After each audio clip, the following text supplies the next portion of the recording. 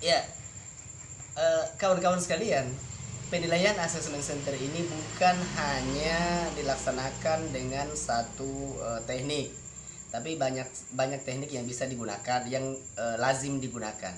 Nah, di kalangan instansi pemerintah, beberapa teknik yang sering digunakan dalam penilaian atau dalam penerapan asesmen center.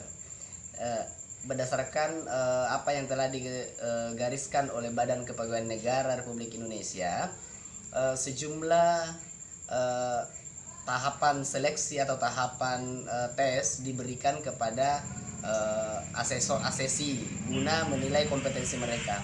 Di antaranya yang paling mendasar dan paling selalu digunakan yaitu adalah KICOM atau kemudian critical incident dan penilaian atas daftar riwayat pekerjaan atau daftar riwayat hidup dari masing-masing pegawai atau dari masing-masing PNS yang dinilai.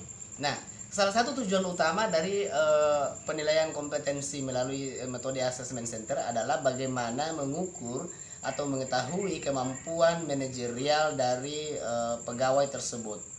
Nah, kemampuan manajerial dari pegawai tersebut itu setidaknya terdiri atas 8 aspek yang bisa menjadi bahan pertimbangan sesuai dengan Permenpan 38 tahun.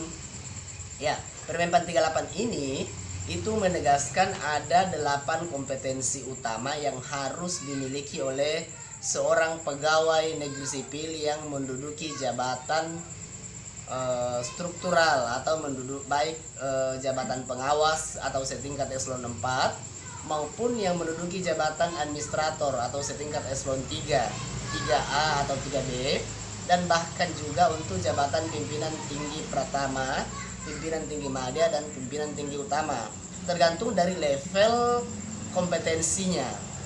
Bagi jabatan pimpinan tinggi itu rata-rata berkisar di level 4. Untuk jabatan administrator itu berada pada level 3, sementara untuk jabatan pengawas itu biasanya berada pada level 2. Nah, gimana dengan staf pelaksana?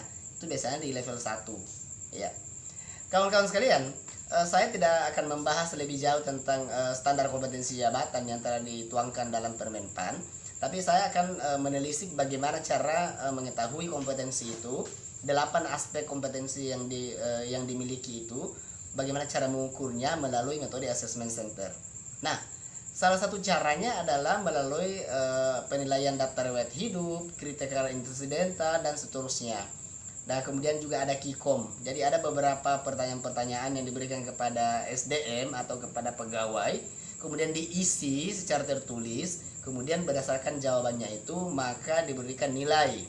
Nilainya memang ada standar yang ada. Jadi misalnya jawaban saya mengatakan bahwa ketika misalnya ditanya apa yang Anda lakukan selama 2 tahun terakhir. Nah, jawaban saya misalnya mengatakan bahwa selama 2 tahun terakhir ini saya melakukan sesuatu yang berarti. Di antaranya adalah saya berhasil masuk sebagai pernah melaksanakan kegiatan misalnya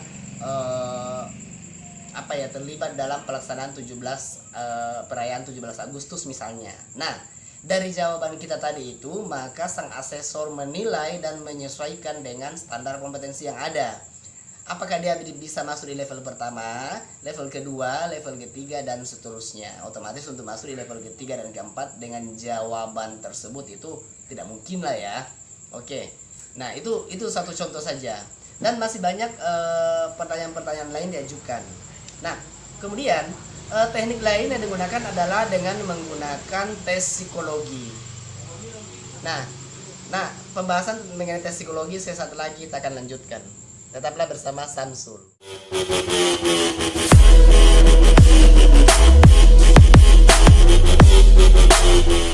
Masih bersama saya Samsul di perbincangan kita atau pembahasan kita mengenai assessment center.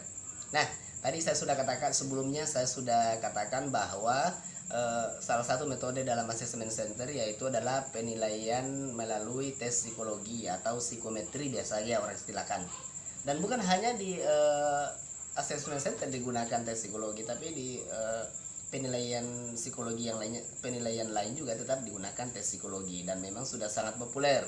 Biasanya anak-anak remaja kita mengatakan itu psikotes ya, atau tes psikologi ya.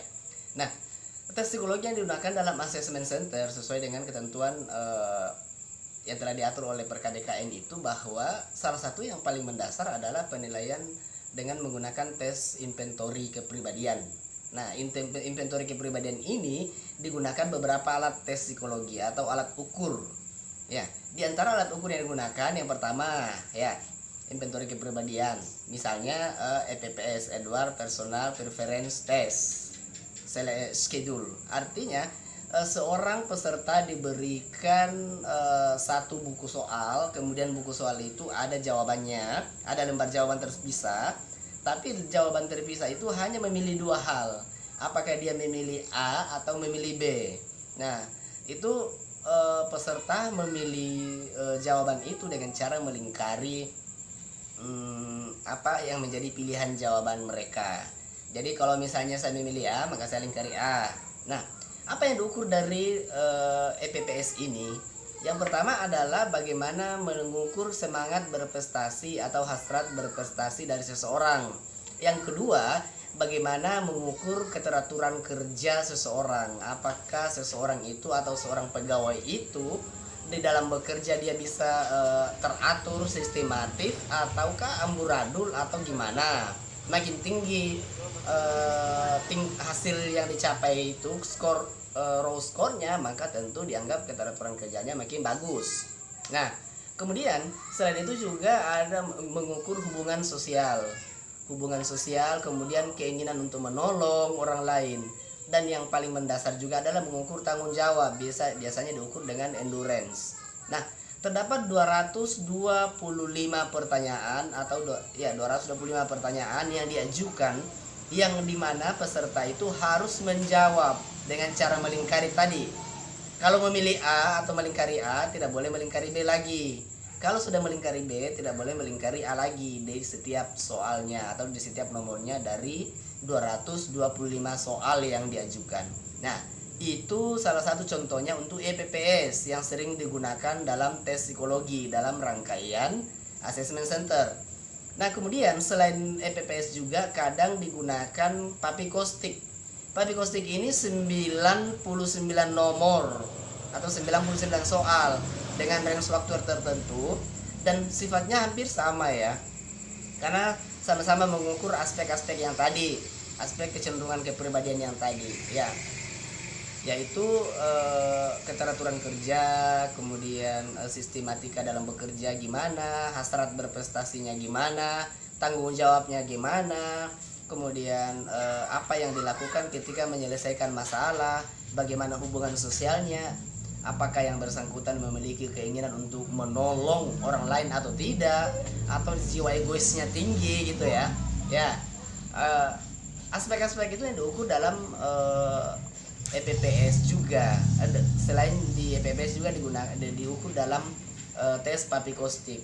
Nah, karena tes papikostik ini salah satu ini banyak digunakan di industri, maka memang sangat laris. Lazimnya biasanya dalam assessment center tes psikolog biasanya lebih banyak menggunakan papikostik daripada EPPS, karena EPPS itu biasanya waktu digunakan cukup panjang karena 225 nomor. Nah, selain itu juga ada tes intelijensi secara umum.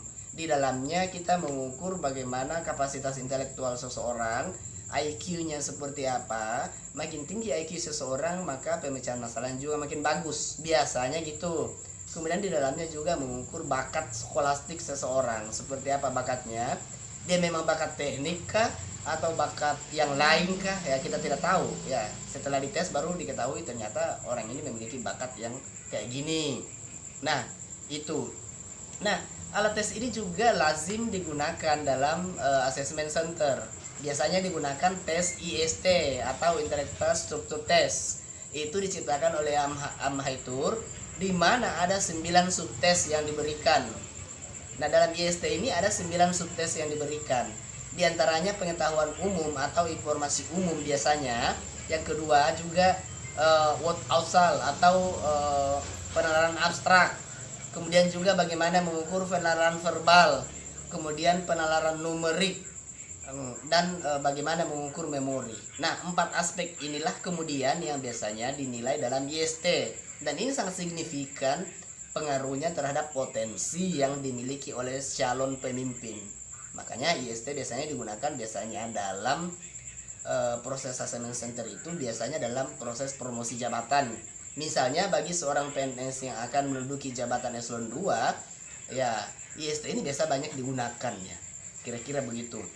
Nah, selain 3 alat tes yang saya sebutkan tadi, masih banyak alat tes yang lainnya yang biasanya digunakan dalam rangkaian assessment center. Tapi sementara kita bahas yang itu saja dulu. Nanti kita lanjutkan dengan seperti apa simulasi-simulasi lainnya. Jadi tadi ada pengisian draft atau pengisian formulir kompetensinya.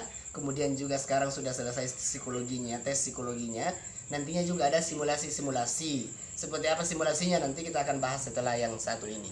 Tetaplah bersama Samsul di channel YouTube kita SM Amra.